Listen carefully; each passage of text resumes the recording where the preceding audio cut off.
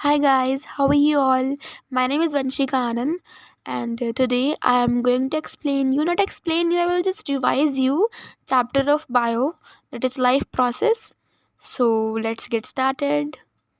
So by the chapter name life process, what we can conclude that life processes are those processes which make the living organisms alive. मतलब अगर life process ही नहीं होंगे तो human beings alive he नहीं होंगे.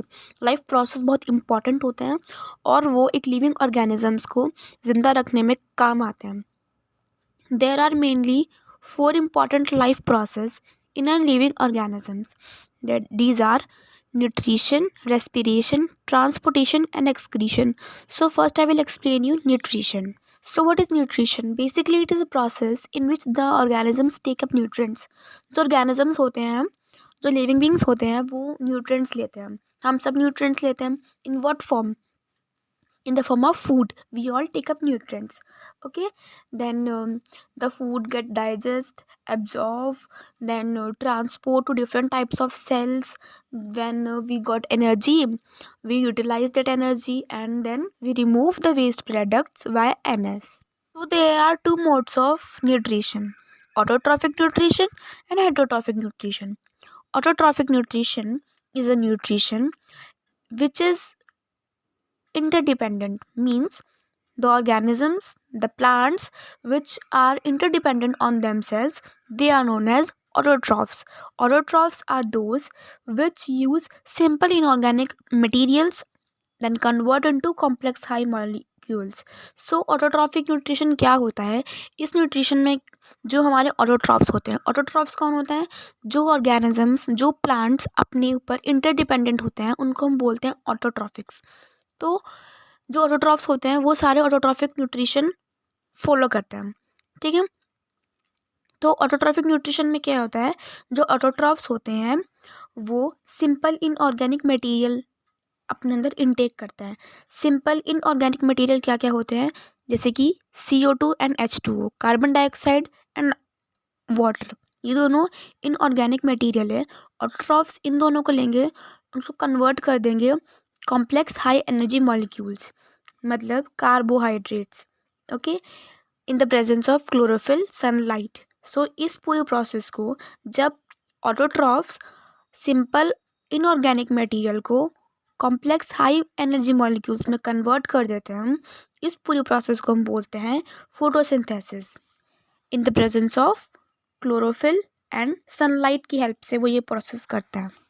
Photosynthesis process होने के लिए तीन मेन इवेंट्स बहुत इंपॉर्टेंट है. First main event is absorption of light energy by chlorophyll. What is light energy? Sunlight. Okay, conversion of light energy into chemical energy and splitting the water molecules into hydrogen and oxygen. Reduction of CO2 and carbohydrate. Carbohydrate क्या है? Glucose है. What is stomata?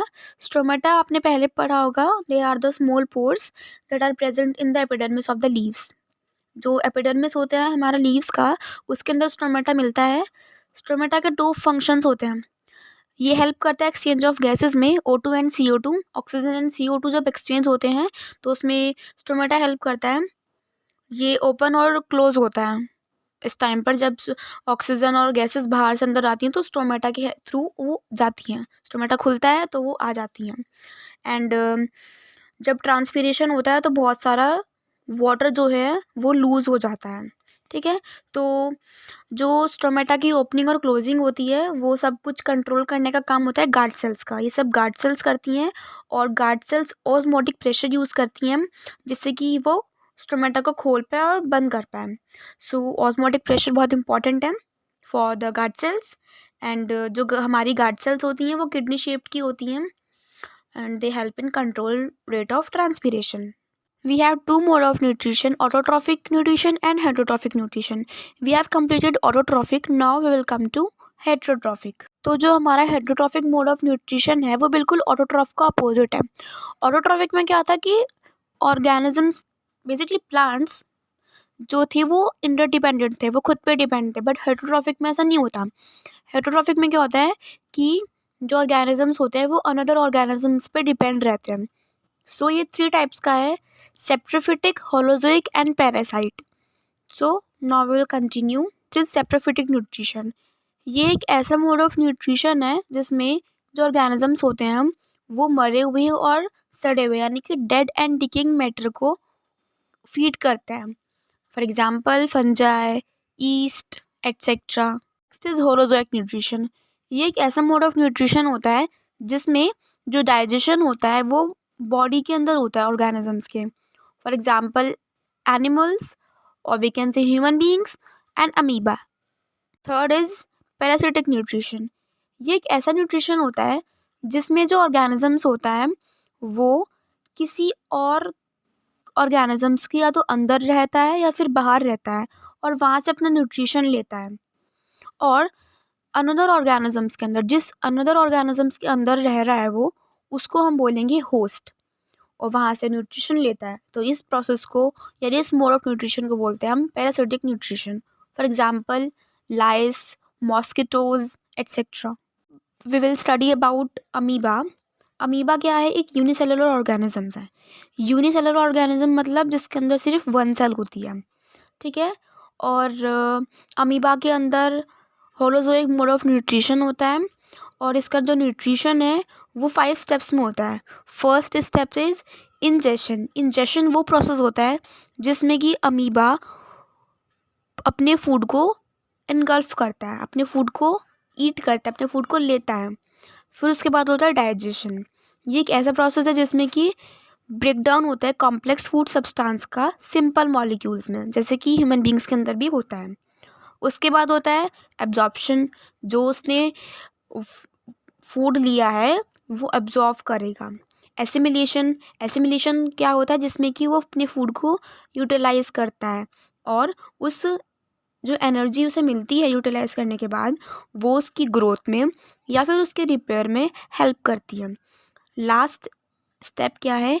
Egestion. Egestion एक ऐसा process है जिसमें कि जो उसका अनडाइजेस्टेड फूड होता है वो उसको अपनी बॉडी से बाहर निकाल देता है। Now we will study about nutrition in human beings. जो ह्यूमन बीइंग्स होते हैं हमारा न्यूट्रिशन कहाँ से स्टार्ट होता है? माउथ से स्टार्ट होता है। हमारे माउथ के अंदर बहुत सारे टीथ प्रेजेंट होते हैं। जब हम खाना लेते हैं अपने मुंह के अंदर तो उन टीथ की हेल्प से हमारा जो खाना है वो स्मॉल पीसेस में कन्वर्ट हो जाता है with the help of salivary amylase. अब हमारा माउथ से स्टमक तक का एक पैसेज होता है जिसको हम बोलते हैं ईसोफेगस। जो ईसोफेगस होता है वो हमारे माउथ से लेकर स्टमक तक होता है और हम जब अपना खाना स्वेलोड कर लेते हैं उसके बाद ईसोफेगस क्या करता है? वो कंट्रैक्ट करता है एंड स्क्वीज़ करता है जिससे कि हमारा खाना पुश हो सके टूवर्ड्स डाउन, ठीक है, और हमारे स्टमक तक पहुंच सके। और जब ये कंट्रैक्ट एंड स्क्वीज़ होता है इस मोमेंट को हम कहते हैं पेरिस्टाल्टिक मूवमेंट। पेरिस्टाल्टिक मूवमेंट को हम सिंपल वर्ड्स में क्या कह सकते हैं? Wave like movement. और it is also known as gullet. और ये कहाँ पर होता है? विंड पाइप के पीछे होता है। विंड पाइप क्या है? ट्रैकिया। हमारा खाना फाइनली स्टमक में पहुंच गया है। स्टमक क्या है? एक बैग लाइक ऑर्गन है डाइजेस्टिव सिस्टम का जो कि लेफ्ट साइड पर होता है और ये कंटेन करता है गैस्ट्रिक जूसेस। गैस्ट्रिक जूसेस क्या करते हैं? वो हेल्प करते हैं ब्रेक डाउन को। जब अभी तक हमने माउथ से लेकर स्टमक तक खाना चुड़ आया है वो डाइजेस्ट नहीं हुआ है उसको स्मॉल मॉलिक्यूल्स में कन्वर्ट करने का काम होता है हमारे गैस्ट्रिक जूसेस का। गैस्ट्रिक जूसेस बहुत इंपॉर्टेंट होते हैं, ये स्टमक के अंदर प्रेजेंट होते हैं और ये इंक्लूड करते हैं पेप्सिन, HCl एंड म्यूकस। जो पेप्सिन होता है, pepsin digest proteins and it is very powerful enzyme.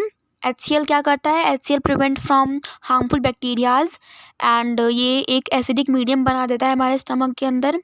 जो म्यूकस होता है वो प्रोटेक्ट करता है lining of stomach from being corrode bye acid.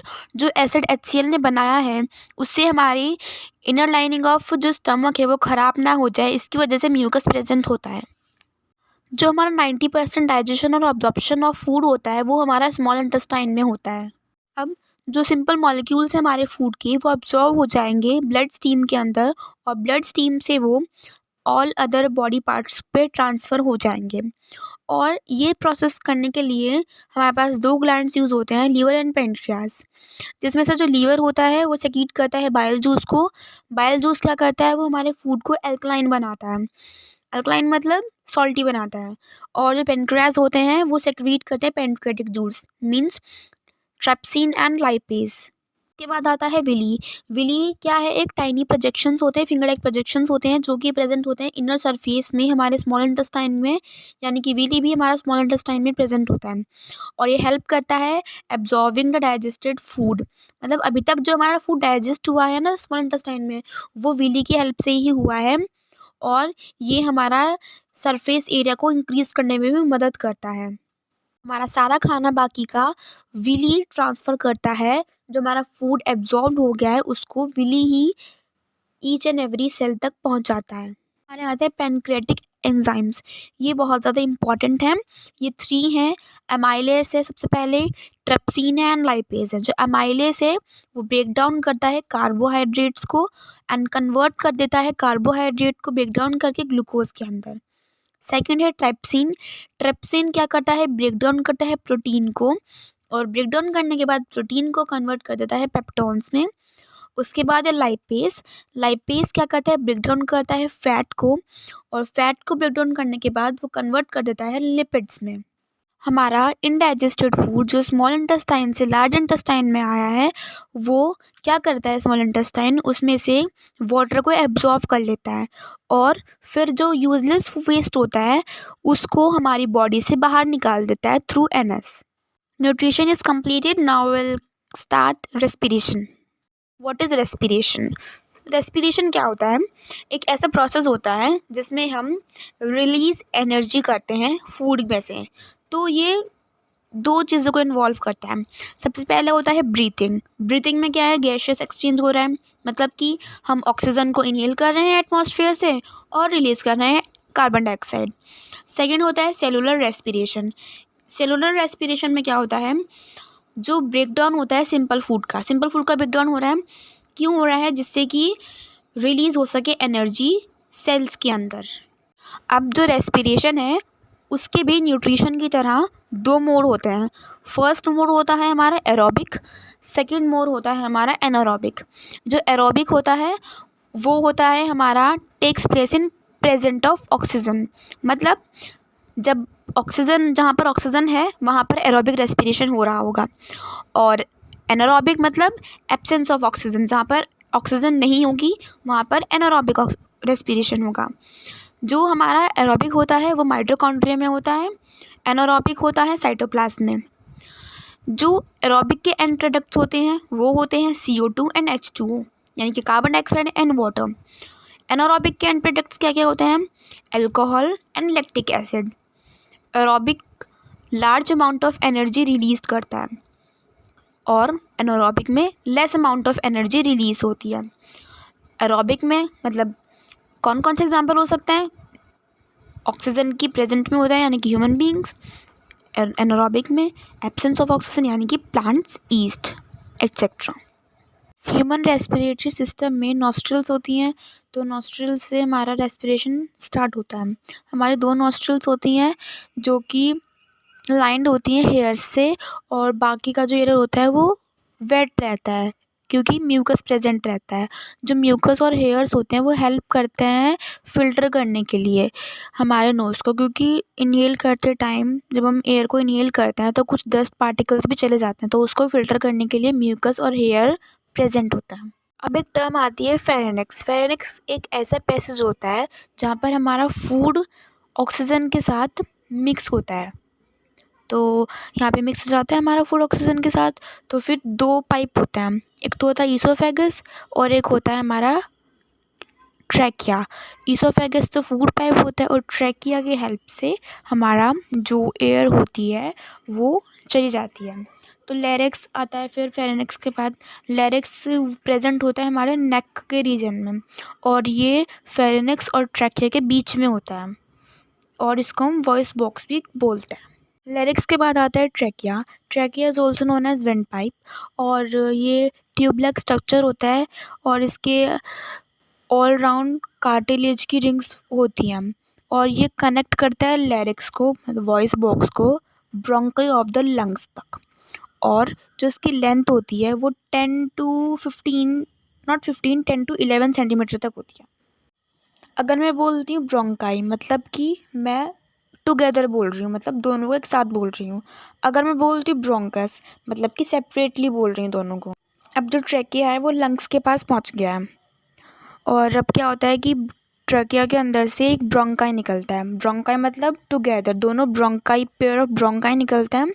और फिर उसका एक, दो पेयर थे, दो में से एक एक लंग्स में और दूसरा दूसरे लंग्स में, मतलब कि ब्रोंकस। अब ब्रोंकस पहुंच गए हैं लंग्स के अंदर। फिर ईच ब्रोंकस फर्दर डिवाइड करेंगे इनटू फाइनर चैनल्स लंग्स के अंदर, जिनको हम बोलते हैं ब्रोंकियोल्स। ब्रोंकियल्स लंग्स के अंदर है। ब्रोंकियल्स के एंड में एल्वियोली प्रेजेंट होते हैं। एल्वियोली क्या होता है? ये एक बलून लाइक स्ट्रक्चर होता है जो कि रिस्पॉन्सिबल होता है ऑक्सीजन का अंदर आने में और कार्बन डाइऑक्साइड का बाहर जाने में। डिफ्रेंशिएट बिटवीन करेंगे इनहेलेशन एंड एक्सहेलेशन। जब हम इनहेलेशन करते हैं तो जो हमारी चेस्ट कैविटी होती है वो कंट्रैक्ट्स करती है, और जब हम एक्सहेलेशन करते हैं जो हमारी चेस्ट कैविटी होती है वो एक्सपैंड होती है। इनहेलेशन के टाइम जो हमारे रिब्स होते हैं वो अपवर्ड डायरेक्शन में लिफ्ट होता है, और एक्सहेलेशन में जस्ट जिसका अपोजिट है, डाउनवर्ड्स। जो डायफ्राम होता है वो डोम लाइक शेप का बन जाता है जब हम इनहेल करते हैं, और जब एक्सहेल करते हैं तो फ्लैट बन जाता है। और जो एरिया होता है लंग्स का वो इंक्रीज, नॉट एरिया, वॉल्यूम जो होता है वो इंक्रीज हो जाता है जब हम इनहेल करते हैं ऑक्सीजन को, और जब एक्सहेल करते हैं कार्बन डाइऑक्साइड को तब वो डिक्रीज हो जाता है। ब्रेकडाउन ऑफ ग्लूकोज वाला ये डायग्राम है, ये आपको बहुत अच्छे से प्रिपेयर करना है, इसकी बहुत अच्छे से प्रैक्टिस करनी है। जब एब्सेंस ऑफ ऑक्सीजन होगा तो ये कहाँ होता है? ईस्ट में होता है। जब लैक ऑफ ऑक्सीजन होता है तो हमारी मसल सेल होती है ना, वहाँ पर होता है। तो तभी हमारे जो क्रैम्प आ जाता है हमारे लेग्स के अंदर, तो वो लैक ऑफ ऑक्सीजन की वजह से होता है, लैक्टिक एसिड प्रोड्यूस होता है। और जो प्रेजेंस ऑफ ऑक्सीजन होता है तो वो माइटोकॉन्ड्रिया में होता है, वो ह्यूमन बींग्स के अंदर होता है। So now our first two processes, respiration and nutrition, are completed. Soon transportation and excretion video will also come. Hope you like that video. If so, hit the like button, subscribe to my channel and press the bell icon. Thank you very much.